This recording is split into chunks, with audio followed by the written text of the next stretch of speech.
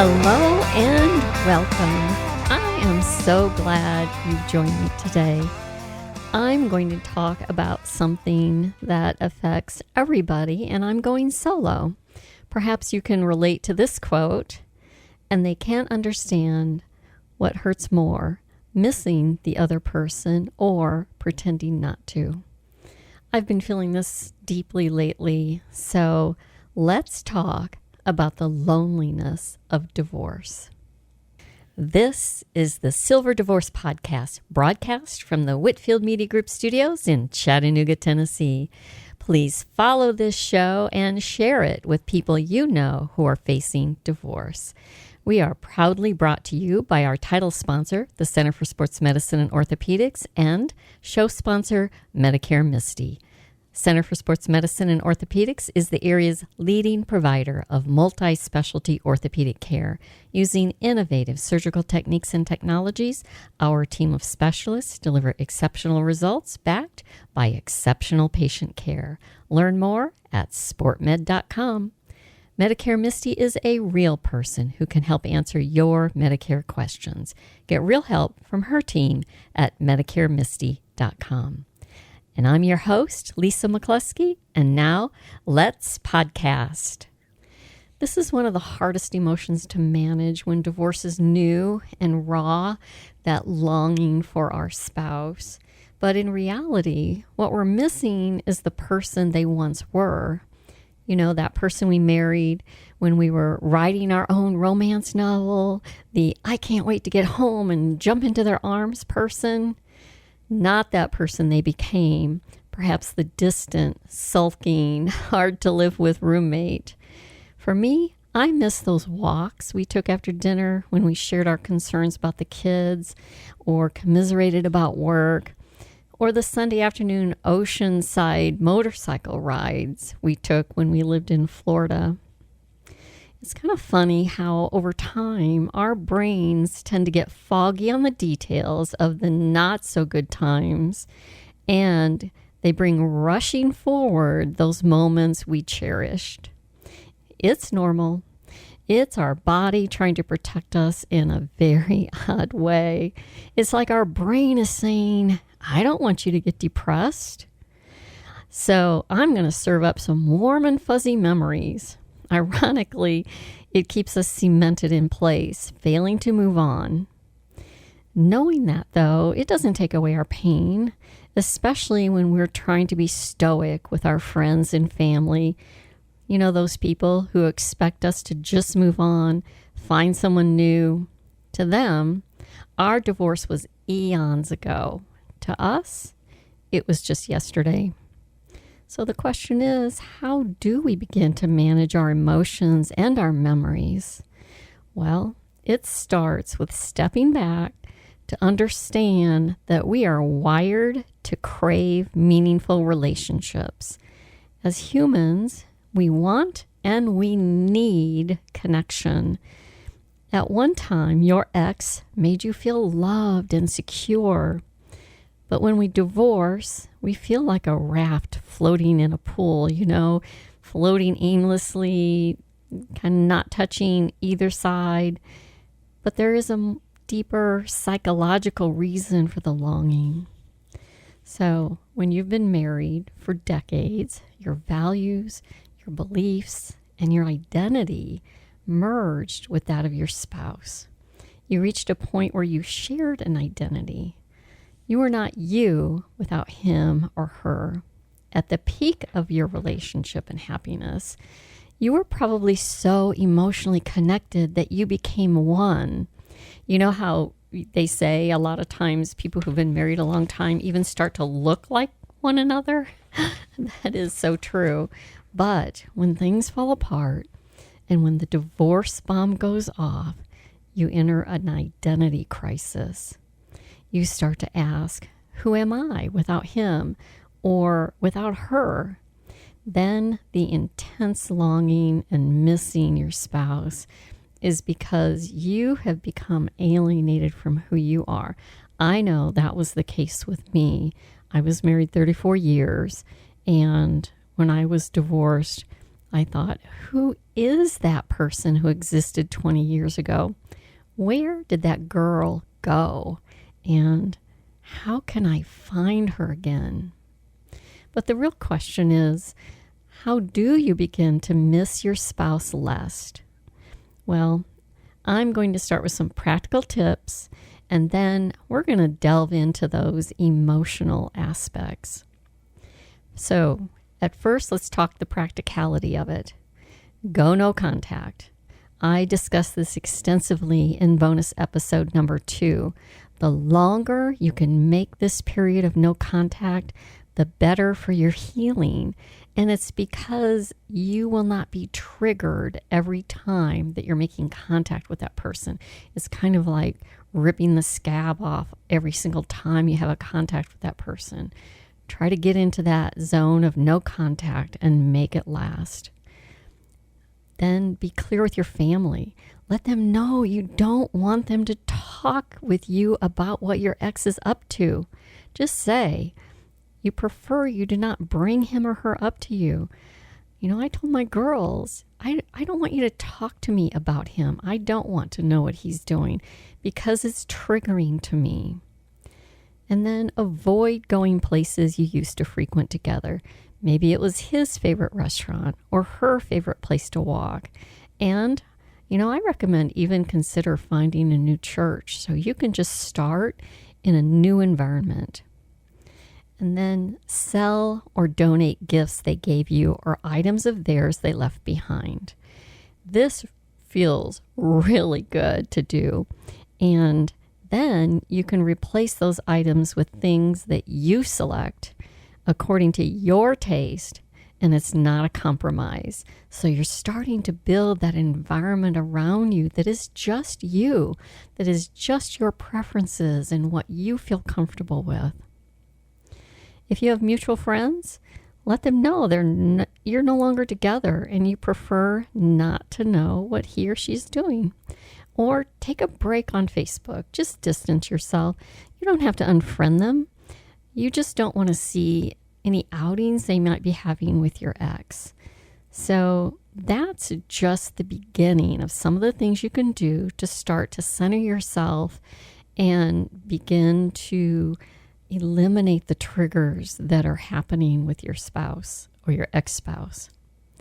So then let's shift a little bit here, and we're going to talk about strategies to manage your emotions, and that is the most difficult part of it. The first is manage your rumination time, or the time you spend in a cycle of repetitive thoughts. Holly Holloway, she's a life coach, and she was a guest on our episode titled The Divorce Identity Crisis. She recommends that you schedule a time of day that you will allow yourself to ruminate. Perhaps it's, I'm going to allow myself to ruminate for 15 minutes at 7 p.m. And you might find that a little hard, but another strategy is to catch yourself ruminating, then force yourself to stop. And this was my strategy.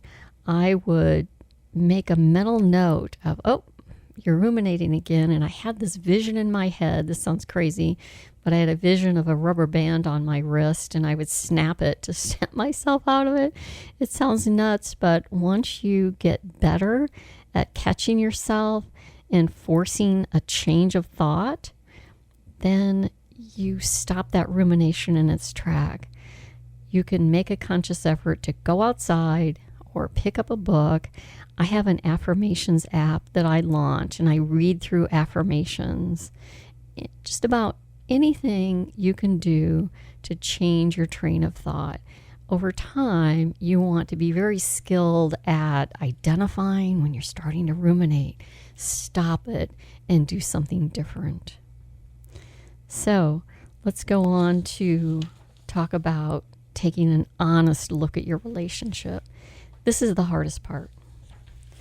And it takes a lot of courage to look in the mirror and ask, what role did I play in this marriage ending? I always say it takes two to write a romance novel, and it takes two for a marriage to fall apart. But there's some really important questions to ask yourself as you're going through this exercise of taking an honest look at that relationship. And those questions are, was the relationship really as good as I am imagining? With time, things have a way of softening and seeming better than they actually are. So, what areas of the relationship were not working well? Were there times you just wished the marriage was over? And what was happening when you thought that? And if you be honest with yourself, I know there were times I thought, gosh, I just wish this relationship was done. I'm tired. What was happening during those times? And then also, what values and dreams do you cherish? Did your spouse embody those values? Once you really dig deep and have that level of honesty, it can lead you to a path of forgiveness. And forgiving your spouse is the greatest gift you can give yourself. It unburdens your subconscious.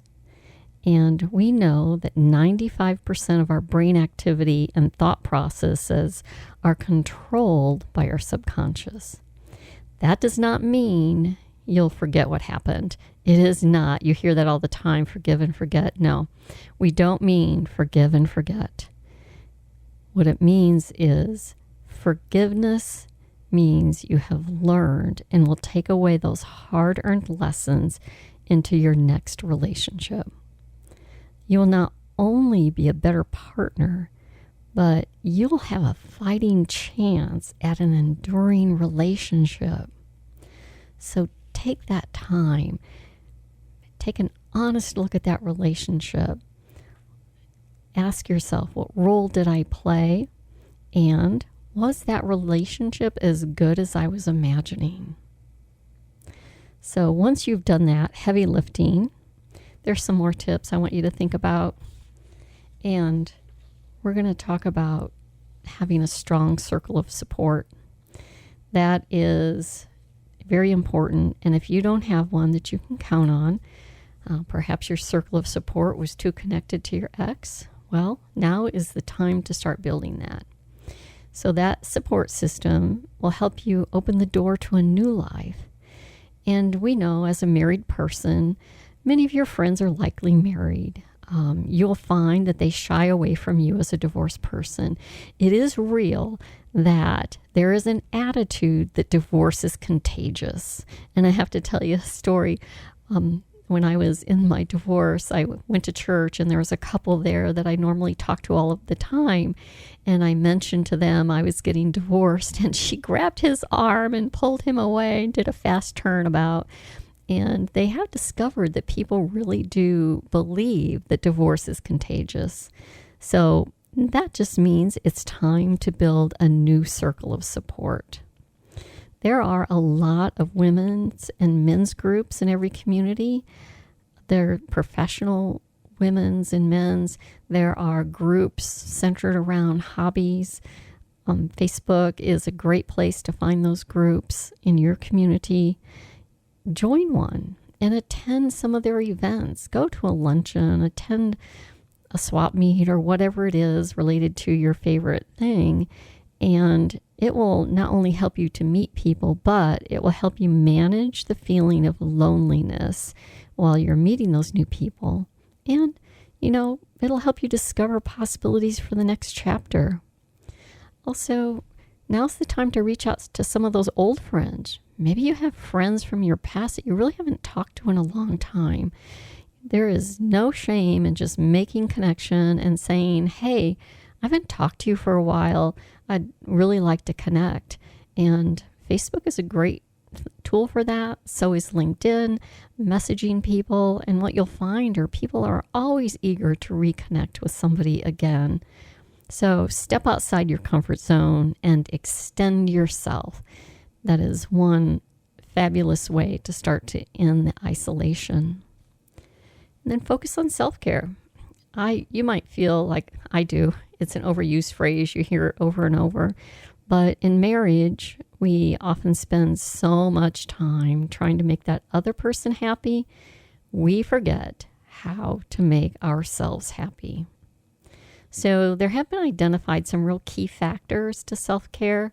You don't have to try to boil the ocean and do it all at one time, but just focus on these things. One is relaxation. And you can achieve relaxation through journaling, meditation, or reading. And also pay attention to your breathing. Also pay attention to your body through diet, and maybe change one thing. Maybe change one thing in your diet. I know for me, I'm going to focus on reducing sugar. I thought I can't tackle everything. It's overwhelming, but I can do one thing at a time. And then focus on movement. And you don't have to be a runner, and you don't have to be a sports enthusiast. Maybe you just take a walk in nature. It has a wonderful cleansing effect. They've actually done some studies on what a walk in nature, how it actually can lead to a greater sense of well-being and can reduce blood pressure. So think about that. Got an injury that just can't wait? There's no need to delay your care. Center for Sports Medicine and Orthopedics is excited to announce that our Urgent Ortho Walk-In Clinic is now available on Saturdays at the Gun Barrel Road location. Open from 8 to noon, we're here to treat sprains, strains, fractures, and more. No appointment needed. So skip the long ER wait and get specialized orthopedic care fast. Visit us this Saturday at Center for Sports Medicine and Orthopedics Urgent Ortho. We're the center for expert care right when you need it. Learn more at sportmed.com. Now we're going to get out. We're going to get out of the house. We're going to take ourselves out on dates. Have you always wanted to visit an art museum, but your spouse would not be caught dead in one? Did you long to try a new Korean restaurant, but your spouse was a steak and potatoes person? In today's world, with the rise of divorce among the 50-plus crowd, it's very common to see people eating solo in restaurants. You might have not noticed them before, but I had an occasion to go out to breakfast with my mother, and as I looked around the restaurant, there were quite a few people eating solo. And my daughter, she is a general manager of a restaurant, and she said, if you feel self-conscious, ask to be seated at the bar. Many restaurants will serve food at the bar, and you'll find a lot of people who are just eating solo, sitting there at the bar, enjoying their meal, and they engage in conversation. It's the first step that you can take, and it has an amazing effect in raising your self-esteem and your confidence. Once you go out alone for the first time, and you find that it was okay, it didn't kill you, you did all right, you'll step out again and you'll learn to enjoy being out and going solo. And I also recommend find a new calling. When you are in identity crisis and you are missing your spouse, shift your focus to something you can be passionate about. You know, a lot of times when we were so busy taking care of our spouse and making sure the house was clean, the laundry was done, and the meals were on the table, we set aside our passions. Maybe you love animals. Now's the time to volunteer at an animal shelter. Or you love art. Take that painting class. I took a beading class, and I volunteered at a hospital. Also, maybe you do want to learn a new sport. Beginner pickleball classes are cropping up everywhere, and it is a great sport to meet new people. Actually, pickleball was kind of intended for the senior population because it's, a shorter court. It's not supposed to be as demanding as tennis, but what they're finding, it's becoming popular with all ages. So the point of that is just find a passion that's yours alone, something that you can embrace and just let yourself go with it. And seek help. I recommend Divorce Care. Visit divorcecare.org to find a group near you. It is a 13-week group program, and it walks you through the divorce journey. You will meet people who are in similar stages of divorce, and it's very low cost. I paid $20 for the workbook. Once you have paid for the workbook. You can go through the course as many times as you want. I went through it twice because you will be in a different stage of your divorce process every time that you go through it. But there are also online therapists with BetterHelp.com. Your insurance might cover the cost of therapists, and I know Medicare does. I went through therapy with Medicare. What a therapist will do for you is provide a safe environment for you to express your feelings and will allow you to receive some honest direction to help you move past this stage of your life. Because if you don't move past it and you get stuck in this mode of missing your spouse, you're not able to move forward, and you might make the mistake of trying to get that person back, even if that person is not good for you. You kind of think you forget about it and you only remember the good times and you want to try and get that person back. And that's not always the healthiest thing that you can do. So finally, I'm going to give you some very practical tips and think about what's the first thing you do in the morning. If you're like me, you grab your phone, right? If you have an iPhone, the screen will show you photos and memories. You may not be ready to delete all of the photos of your ex because, let's face it, they do chronicle very important family events. Maybe you have photos of your ex and your children, wedding, graduation, and you're not ready to get rid of those, but you need to tell your iPhone to stop featuring your ex. So I'm going to walk you through how to do that. So open a photo or video that features your ex and tap the 3-dot menu button in the top right corner. Select Feature This Person Less to reduce their appearance, or you can also select Never Feature This Person to prevent them from appearing altogether.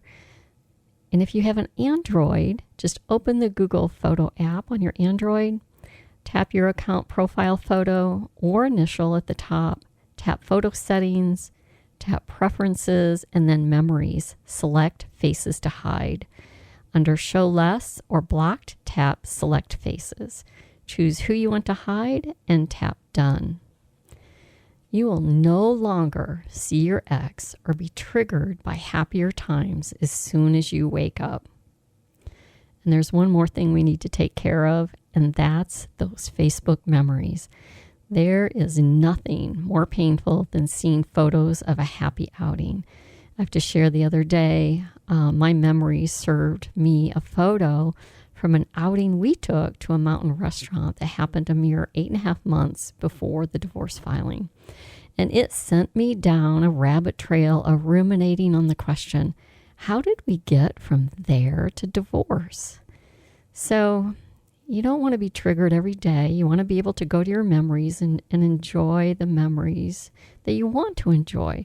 So let's take care of the number of times you are triggered by Facebook memories. So here's how to do it. Go to Facebook Memories, click Preferences, click Edit, next to People. Type in the names of the people you want to hide from your memories. Click Save to confirm those changes.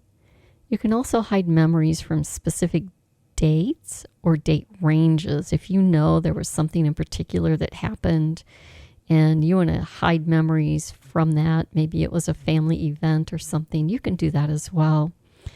And the nice thing about hiding those things is that it gives you the time to make some decisions on what you want to do about those photos. Perhaps you want to send them to somebody who can blur out or crop out your former spouse so that you can keep the ones of your daughter's graduation or your son's wedding. So just think about that. Very practical. It'll eliminate those triggers that happen first thing in the morning. So if you follow these strategies, you will find that over time, the moments of missing your ex become more fleeting. And that's because you're seeing the relationship for what it really was, not an idealized version of the relationship. Through a journey of self-discovery and growth, You'll create a new life where what is important is redefined. You'll have a new vision of abundance, and you will be certain of what you deserve from a future relationship. You will experience peace, and you will love yourself again. I hope these tips were helpful. Some of these things are strategies that I put into play to help me get to a better place, to live a little more peaceful. And for me, there is nothing more golden than peace of mind. So I hope it helps you as well. Please join me on the next episode of the Silver Divorce Podcast. I also ask you to do me a favor and please follow this show and share it with people you know who are going through divorce. I'd love to hear from you at silverdivorcepodcast@gmail.com. This podcast is brought to you by our title sponsor, the Center for Sports Medicine and Orthopedics, and show sponsor, Medicare Misty. Center for Sports Medicine and Orthopedics is the area's leading provider of multi-specialty orthopedic care. Using innovative surgical techniques and technologies, our team of specialists deliver exceptional results backed by exceptional patient care. Learn more at sportmed.com. Medicare Misty is a real person who can help answer your Medicare questions. Get real help from her team at medicaremisty.com. Whether you are considering divorce or maybe you're newly in the divorce process, we'll help you on your journey and tell you things your attorney might not tell you. Until next time, remember, divorce, it's just one event. It does not define who you are. I'm Lisa, and I'll see you next time.